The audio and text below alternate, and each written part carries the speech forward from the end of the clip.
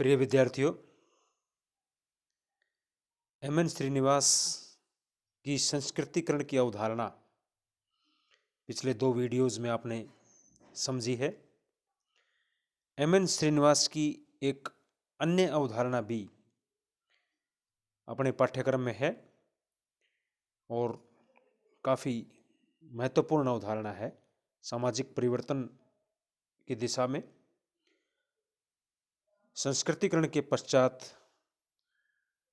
आज हम देखते हैं प्रोफेसर एम एन श्रीनिवास की पश्चिमीकरण की अवधारणा, westernisation, concept of westernisation. Professor M N Srinivas ने अपनी प्रसिद्ध पुस्तक social change in modern India में सामाजिक परिवर्तन की एक महत्वपूर्ण अवधारणा पश्चिमीकरण को प्रस्तुत किया है। इसके अंतर्गत ब्रिटेन के सांस्कृतिक संपर्क के परिणाम स्वरूप भारतीय समाज में होने वाले परिवर्तनों की विवेचना की गई है। एम एन श्रीनिवास भारतीय समाज में बाह्य कारकों के प्रभाव स्वरूप सामाजिक परिवर्तन लाने की व्याख्या को पश्चिमीकरण के अंतर्गत सम्मिलित करते हैं। यानी एम एन श्रीनिवास के अनुसार भारतीय समाज में जो बाह्य कारक हैं उनके प्रभाव स्वरूप जो सामाजिक परिवर्तन हुए हैं उनकी व्याख्या जो है पश्चिमीकरण के अंतर्गत वो करते हैं। श्रीनिवास के अनुसार भारतीय समाज एवं संस्कृति में 150 वर्षों से अधिक समय के अंग्रेजी शासन के परिणाम स्वरूप लाए गए परिवर्तन सम्मिलित हैं और इस शब्द यानी कौन सा शब्द, पश्चिमीकरण, पश्चिमीकरण में विभिन्न स्तरों जैसे प्रौद्योगिकी, संस्थाओं, विचारधाराओं और मूल्यों में होने वाले परिवर्तन सम्मिलित होते हैं।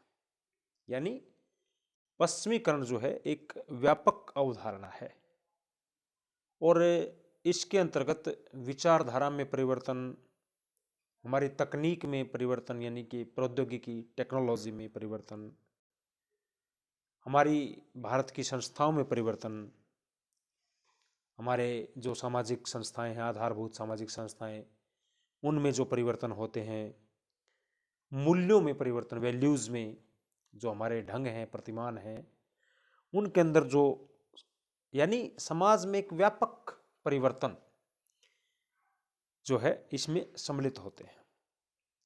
और 150 वर्षों से अधिक समय का जो अंग्रेजी शासन है, वैसे तो ईस्ट इंडिया कंपनी 1600 में आई थी, 1947 तक जो है 347 साल हो जाते हैं, लेकिन 1857 की क्रांति के पश्चात जो कंपनी का शासन खत्म हुआ तो ब्रिटिश शासन के अधीन जो लगभग 150 सालों के अधीन जो अंग्रेजों के प्रभाव में आकर के भारतीय समाज और संस्कृति में जो परिवर्तन आए, जो बदलाव आए, उनके लिए एम एन श्रीनिवास वेस्टर्नाइजेशन शब्दावली का प्रयोग करते हैं, पश्चिमीकरण शब्दावली का प्रयोग करते हैं। और ये सभी जो बात वो बताते हैं, उदाहरण बताते हैं विस्तृत रूप से, वो बताते हैं social change in modern India, जो उनकी एक प्रमुख पुस्तक है। पश्चिमीकरण की विशेषताएं,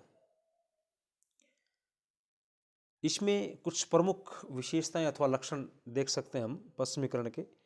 ये एक बड़ी सामान्य सी अवधारणा है और एक समाजशास्त्र के विद्यार्थी के अतिरिक्त भी लोग इसको जानते हैं और दैनिक जीवन में, हम सामाजिक जीवन में इन शब्दों का प्रयोग करते हैं कि वेस्टर्न कल्चर का अंधानुकरण कर रहे हैं बच्चे, खास करके युवा वर्ग में, और हम किसी एक अलग संदर्भ में इसकी व्याख्या करते हैं, जो कि इसका जो है एक क्या कहेंगे हम, एक नकारात्मक मीनिंग, अर्थ लगाते हैं, एक संकुचित अर्थ लगाएंगे उसका, जबकि ये एक व्यापक अवधारणा है।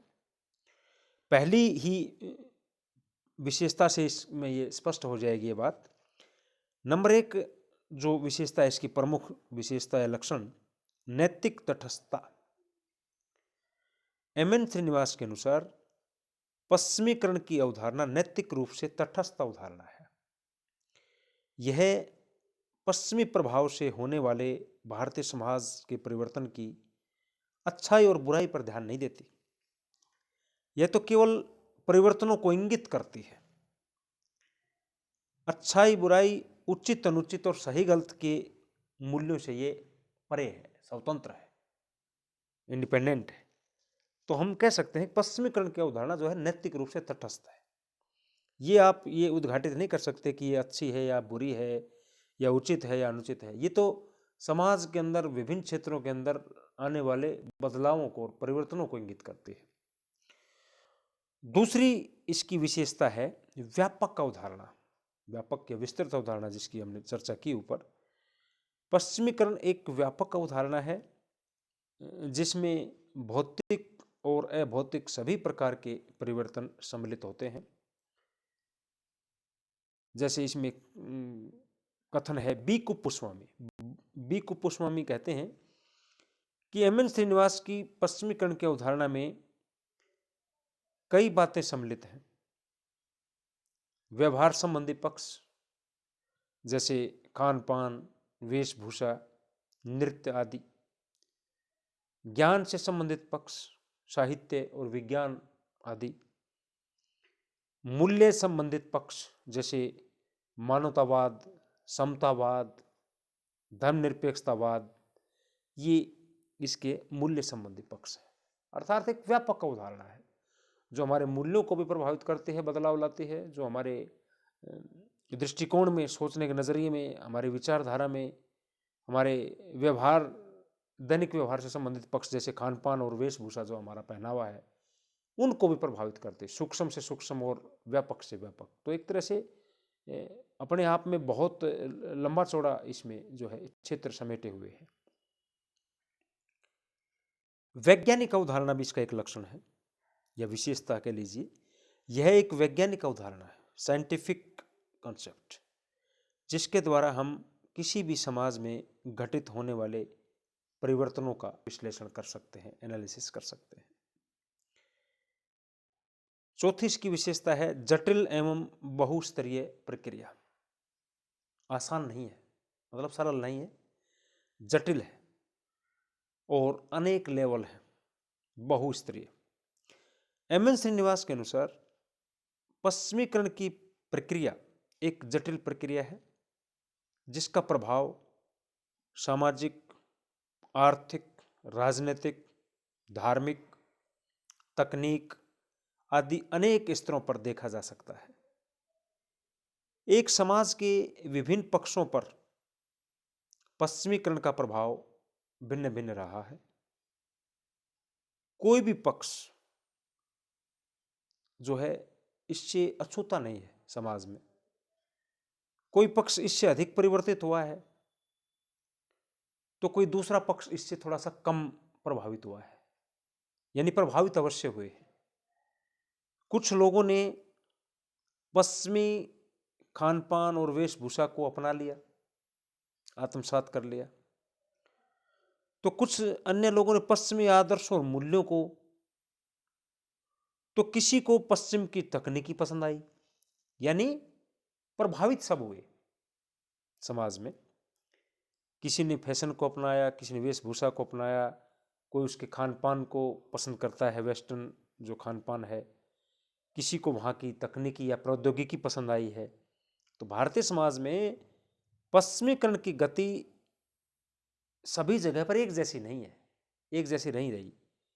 मैसूर में ब्राह्मण जो है इस दौड़ में सबसे आगे रहे हैं, क्योंकि चूंकि एम.एन. श्रीनिवास दक्षिण भारत के विद्वान थे और वहीं का उन्होंने अध्ययन किया था, तो इसमें जो है सबसे पहले उन्होंने ये पाया कि मैसूर में जो ब्राह्मण हैं वो इस दौड़ में सबसे ज़्यादा थे। वो अपने आप सबसे ज़्यादा वेस्टर्नाइज हुए, यानी कि समाज अपने आप को पश्चिमीकृत करता है, तो ये एक पश्चिमीकरण की प्रक्रिया मानी जाती है। अनेक प्रारूप जो है इसकी अगली विशेषता है अनेक प्रारूप। पश्चिमीकरण के हमें अंग्रेजी, रूसी, अमेरिकी और अन्य यूरोपीय देशों के प्रारूप देखने को मिलते हैं, इनके मॉडल। लेकिन सबसे ज़्यादा जो प्रसिद्ध जो प्रारूप है वो इंग्लैंड का मानते हैं। चूंकि हम ब्रिटिश के अधीन रहे, अंग्रेजों के अधीन रहे लंबे समय तक, तो भारत में पश्चिमीकरण का मतलब ये माना जाता है कि अंग्रेजों का अनुकरण,